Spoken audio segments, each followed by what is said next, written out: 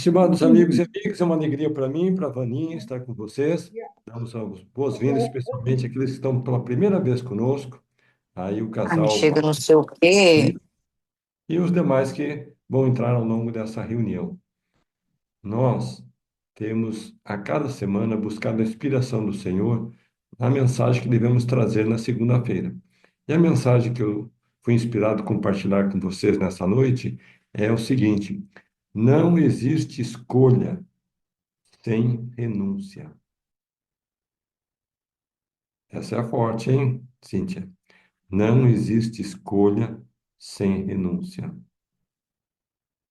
Tem um ditado na China que eles dizem o seguinte: é impossível você comer o bolo e guardar o bolo, ficar com o bolo para si.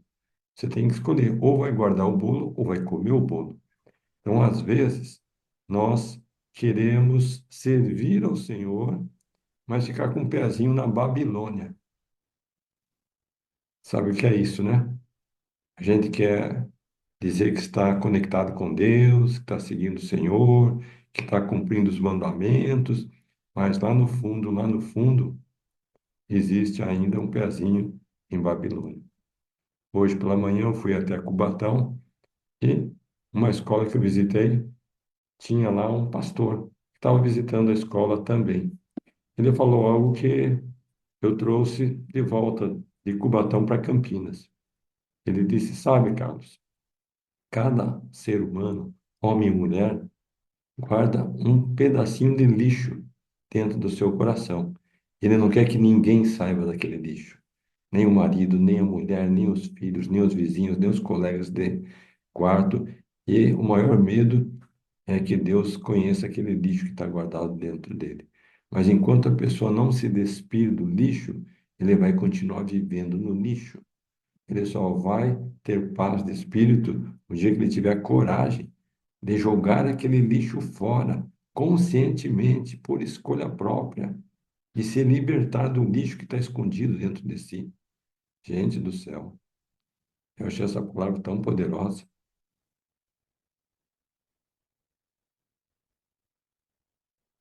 E nós estamos agora com 68 pessoas na nossa sala.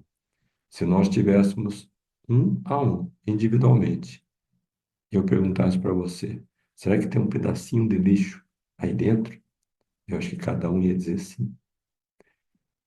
Então, a pergunta que eu faço, e é claro, né, começo perguntando para mim mesmo, o que está faltando para a gente se livrar, se despir desse lixo, seja ele o que for? E temos que ter a coragem de conscientemente dizer, Senhor, eu não quero continuar vivendo com esse lixo dentro de mim. O passado já passou, agora é novidade de vida, e eu quero viver uma vida de virtude, uma vida de paz, uma vida de integridade, uma vida de fidelidade, de honestidade, sem ter nenhuma margem de culpa ou de consciência pesada, ou de, às vezes, aceitar, seja uma atitude, um pensamento, seja um comportamento, seja o que for, que no fundo, a gente sabe que não nos beneficia, pelo contrário, prejudica, fere o espírito, magoa a Deus e coloca a nossa salvação em risco. Então, eu convido a todos que estão conosco nesse início de reunião para que possamos, hoje, ao longo da semana, ao longo dos dias, seja quando estiver deitado, quando estiver orando, ou lendo a palavra, ou dirigindo o seu carro, ou conforme diz a Vânia, às vezes até lavando a louça, refletir, ponderar, analisar, considerar, porque Deus é misericordioso. Ainda ontem a Vânia citou uma passagem da Escritura para mim, que o Senhor, mesmo quando o povo era maldoso, transgredia, descumpria, fazia todo o contrário, o Senhor ainda dizia: se o meu povo se arrepender das suas atitudes, pensamentos e transgressões, eu os perdoarei. Então veja só o amor, a misericórdia, a bondade que Deus tem para cada um dos seus filhos, que Ele está pronto, com as mãos abertas, para aceitar. Mas, repetindo as palavras da Vaninha, nós é que temos que ter a iniciativa. Então, eu encerro conforme eu comecei, gente. Toda escolha exige uma renúncia. Então, se nós estamos escolhendo a Deus, a Jesus Cristo, escolhendo o Espírito Santo, o Evangelho, esse padrão de vida, nós não podemos continuar carregando aquele lixo oculto dentro do nosso íntimo. Eu digo essas palavras em nome do Senhor Jesus Cristo. Amém. Amém. Boa noite a todos. Uma satisfação estarmos juntos nessa segunda-feira para falarmos de Jesus Cristo, dos seus ensinamentos e aprendermos juntos. Eu estive pensando um pouquinho com as palavras de Cristo quando ele disse que ele é o pão da vida e ele é a água, a fonte de água que a água viva. Então, o que significa Cristo ser a água viva? Que é isso? O que Cristo quis dizer com isso? Então, aqui em João, tem a história da mulher de Samaria. Ela, aquele povo, os samaritanos, eles eram inimigos dos judeus. Os judeus, porque eles eram um povo misturado com outros povos, eles não eram judeu puro. Então, os judeus mesmo não se davam com os samaritanos e os samaritanos também não se davam com os judeus. Eles costumavam dar voltas, longas viagens, mas não atravessar por dentro de Samaria. E os judeus, né? Mas Jesus Cristo era diferente, né? Ele amava todas as pessoas. E ele foi para a cidade de Samaria, chamada Sicar, junto à herdade que Jacó tinha dado ao seu filho José. Então, era um lugar ali importante, esse lugar onde Cristo estava. E estava ali a fonte de Jacó. Jesus, pois, cansado do caminho, assentou-se assim junto da fonte. E isso era quase a hora sexta. E veio uma mulher de Samaria tirar água. Então, aqui diz o seguinte: Cristo estava ali, pararam ele com seus discípulos ali naquela fonte. Os seus discípulos acharam de voltar na cidade e comprar alimento. E Cristo ficou ali descansando do lado daquela fonte. E apareceu uma mulher. E essa mulher, Jesus, né, pediu para ela se ela podia tirar um pouco de água para ele da fonte. E daí ela disse: Você, um judeu, falando com uma samaritana, porque isso era incomum. Ela já achou muito esquisito isso. Mas aí ele disse assim: Jesus respondeu e disse: Se tu conheceras o dom de Deus e quem é o que te diz, dá-me de beber, tu lhe pedirias e ele te daria água viva. Então ele falou: se você soubesse com quem está falando, você não ia só, além de me dar essa água, você ainda ia receber a água viva. Então, daí a gente para, e daí ela deu da água para Jesus, e Jesus se revelou a ela como sendo o Messias. E ela acreditou nele, e depois ela chamou outras pessoas para ouvirem Jesus.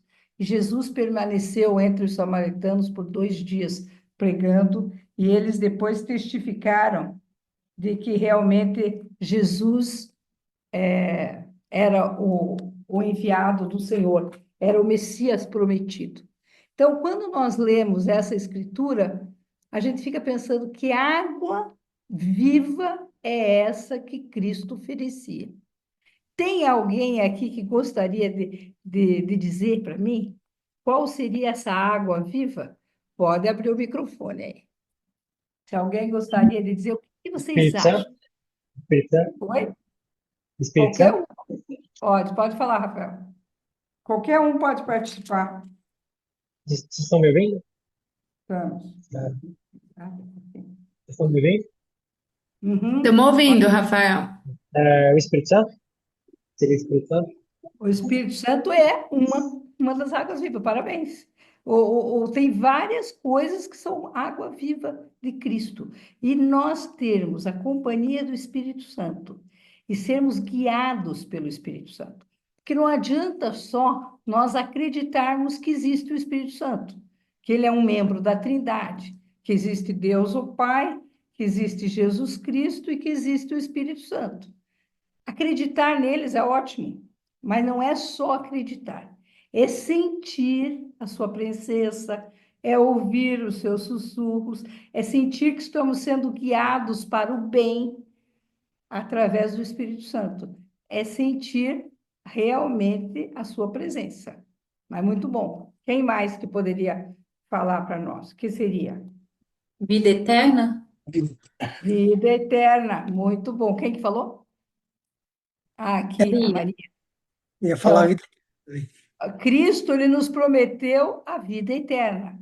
Através da sua expiação, ele expiou pelos nossos pecados e nos deu a oportunidade de nos arrependermos e mudarmos de vida. Essa mudança de vida pode nos levar de volta à presença de Deus, que é a vida eterna. É quando nós vamos, e depois do nosso julgamento final, o Senhor dizer: servo bom e fiel, pelo pouco foste fiel, sobre o muito te colocarei. E nos dar a vida eterna, que é o maior de todos os dons de Deus. Então, seria o maior dom, seria esse, herdar a vida eterna. E ele faz parte da água viva. Que mais? A própria presença de Deus é a água da vida. A presença de Deus na nossa vida. E como que isso acontece? Como que você acha que a gente pode sentir a presença de Deus? Através da comunhão e do Espírito Santo, essa é a principal forma de sentir a presença de Deus, a intimidade que só vem através da obediência. No meu entendimento, quando você passa a ter essa intimidade com Deus e a temência a Ele, você passa a sentir mais a presença dele na sua vida. Isso, pelo menos, é a minha experiência. Muito bom, perfeito. Quando nós temos esse desejo no nosso coração de sermos obedientes a Deus, nós nos conectamos com o Pai. Nós precisamos ter esse desejo. E tem uma passagem da Escritura que diz que o homem natural e a mulher natural é um inimigo de Deus. Então, pela natureza humana, nós já queremos nos afastar de Deus. Então, quando nós temos a disposição de abrir mão da nossa vontade ou do ímpeto carnal, natural, sensual, e seguir, conforme disse muito bem o Luiz, a vontade divina, sendo obediente, daí sim nós criamos a intimidade com o Pai. Muito bom. Adriana, pode falar, querida. Eu vejo assim que essa água viva, né, essa fonte de água viva vai nos trazendo ao reino, né, a busca do reino em primeiro lugar, e fala, né, que o reino de Deus é paz, alegria e justiça no Espírito Santo. E é na contramão do que o mundo acredita, né?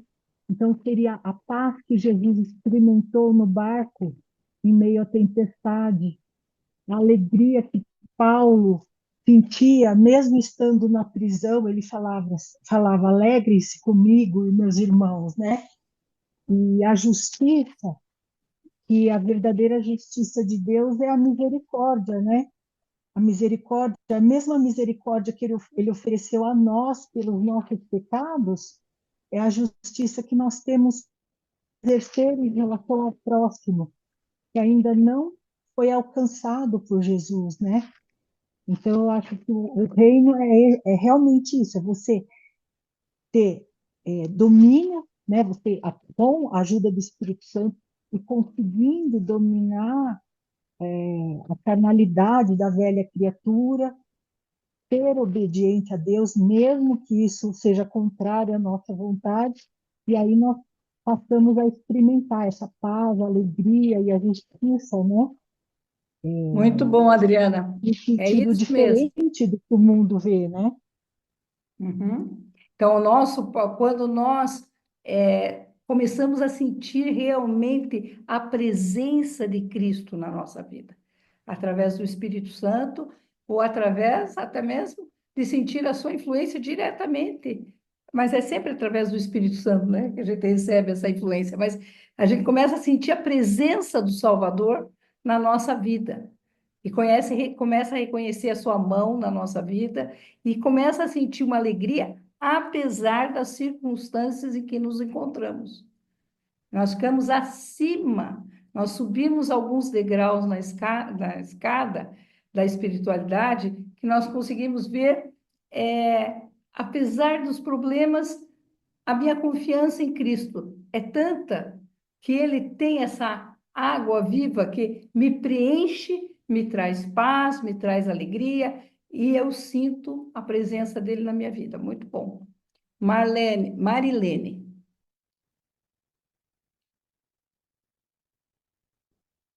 Tem que isso, abrir o microfone ali. Tá difícil? Então vamos falar com a Luciana, e daí, enquanto isso, você Ah, eu tenta. consegui. Ah, conseguiu. Vai. É você seguir tudo que ele ensina, né?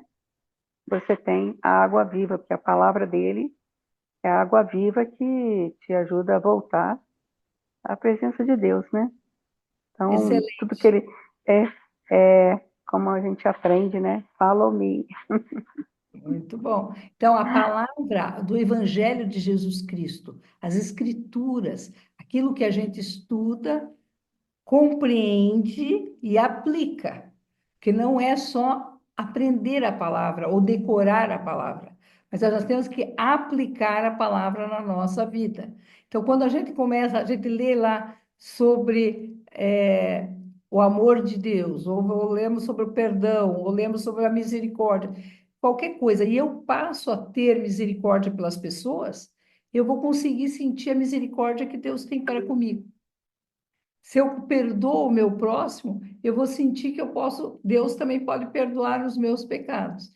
Então, quando eu começo a aplicar esses ensinamentos, é que acontece a transformação na nossa vida, é desfrutar da água da vida, que Cristo falou. Pode falar, Luciana. Olá, boa noite a todos.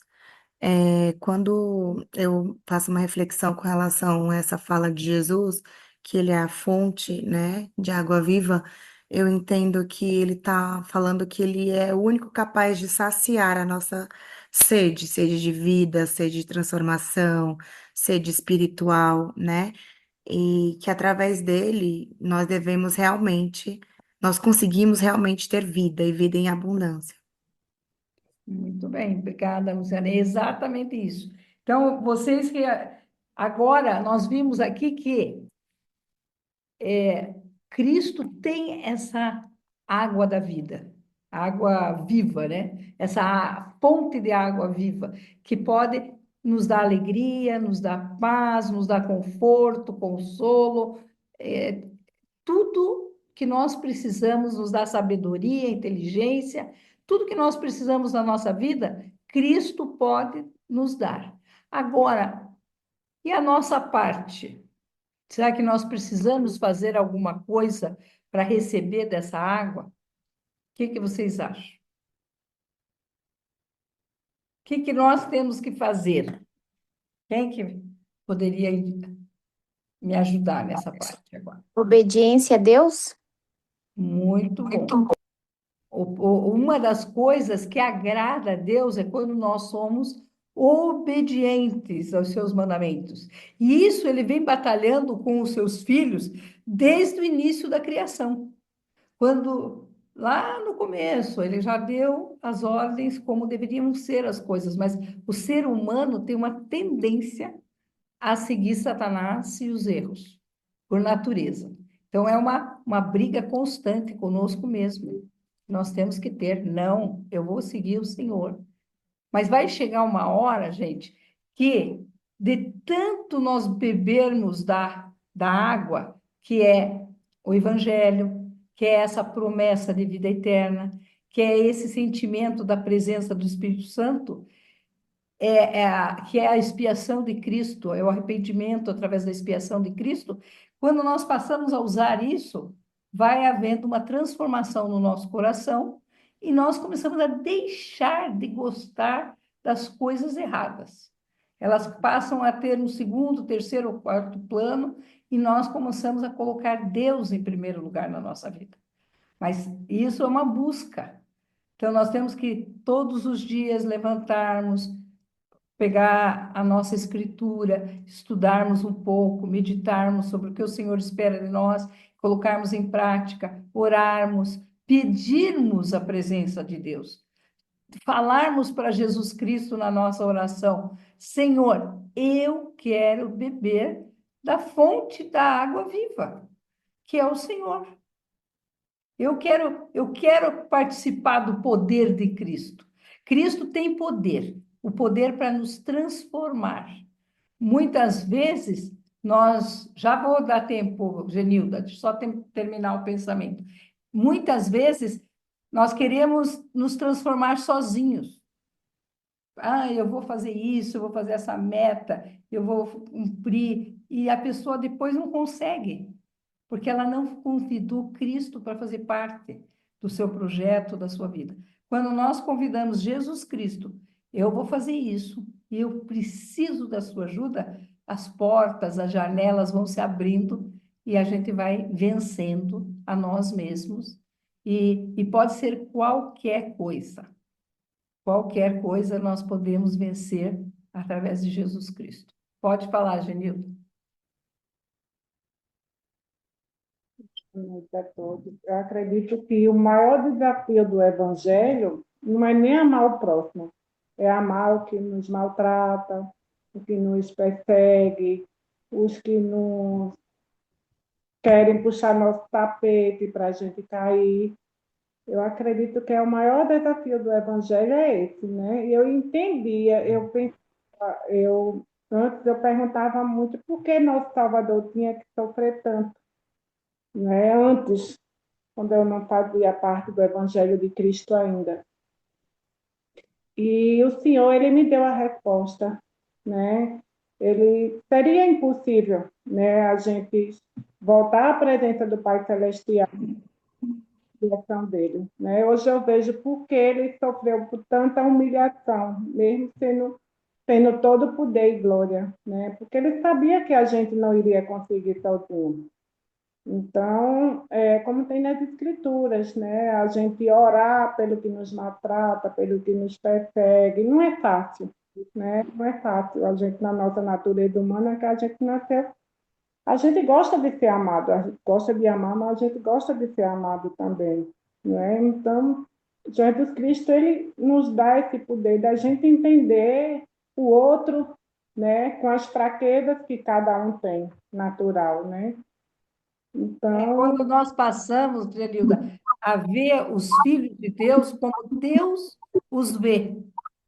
Nós temos que olhar as outras pessoas não como a gente consegue enxergar, mas quando a gente consegue enxergar aquela pessoa como um filho de Deus, um potencial divino, um poder de se transformar através da fonte da água viva, que é Jesus Cristo, daí sim nós conseguimos vencer. Mas não é que não é fácil, não é fácil. Essa vida não é fácil. Não é algo assim que a gente possa dizer, são momentos difíceis e que nós temos que vencer a nós mesmos. Hoje eu tive a notícia, né, do falecimento da minha prima, aquela que eu já comentei aqui, estava com câncer e estava sofrendo bastante. Mas ontem eu estive no hospital com ela e nós tivemos por umas 2 horas conversando, e uma das coisas que nós vimos, conversamos, é que quando nós temos Deus e Jesus Cristo conosco, por mais difícil que seja aquele momento, nós não estamos desamparados. Então, ela estava lá, tomando morfina, tomando sangue, passando mal, mas ela sentia que ela ainda podia orar a Deus, podia sentir a sua presença, e ela estava confortada. E hoje, daí à noite, ela passou mal e veio a falecer, e eu fiquei pensando, puxa vida, ela passou por essa experiência, tendo muitas experiências difíceis, mas ainda bem que no final da sua vida ela conseguiu compreender a grandiosidade de Deus, a grandiosidade de Jesus Cristo e o que eles poderiam fazer por ela.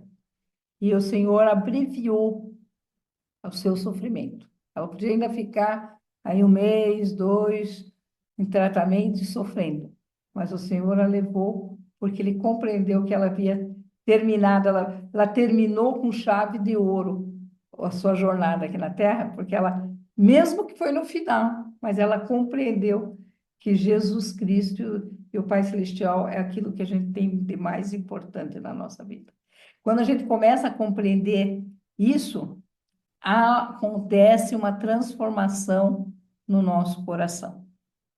Nós temos a experiência daquelas pessoas que foram atrás de Cristo e já era tarde, eles passaram o dia todo ouvindo o Salvador, e daí Cristo faz aquela multiplicação dos 5 pães e 2 peixinhos e deu para todos, todos comeram, ainda sovejou.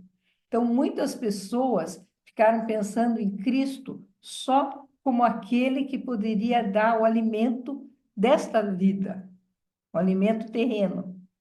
Mas Cristo, ele declara aqui, em João 4, que diz assim: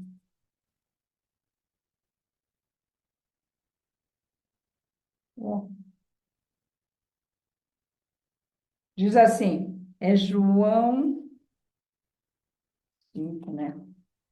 Não, é João 6. João 6, 35. E Jesus lhes disse: Eu sou o pão da vida. Aquele que vem a mim não terá fome, e quem crê em mim nunca terá sede. Então, o Senhor aqui está falando de um outro pão, não é aquele pão só que sacia fisicamente, mas o pão que nos sacia espiritualmente. Quantas pessoas que dizem que tem tudo e não estão satisfeitas, estão sempre ali inquietas, não estão em paz. Por quê? Porque elas só estão sendo saciadas pelo pão terreno, não é o pão espiritual. É só quando a nossa saciedade vem da parte espiritual é que nós vamos conseguir sentir essa alegria de estarmos aqui nessa terra com um propósito, de estarmos aqui nos preparando para o nosso encontro com Deus, de estarmos aqui para termos experiências espirituais, para vencermos a nós mesmos e nos tornarmos pessoas melhores e nos prepararmos para o nosso encontro com Deus.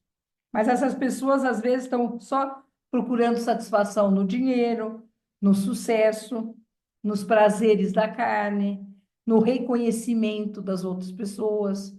E daí elas estão sempre insatisfeitas. Elas estão sempre se comparando na internet com fulano, com ciclano. Eu quero ser igual àquele, eu quero ter o que ele tem, eu quero fazer o que ele faz. Só que não, elas não estão, elas estão sempre insatisfeitas, né? Elas sempre não estão. Mas aqui nós vemos que essa parte espiritual é somente Cristo pode saciar a sede da alma. Então, ninguém mais vai poder preencher a nossa alma, a não ser Jesus Cristo. E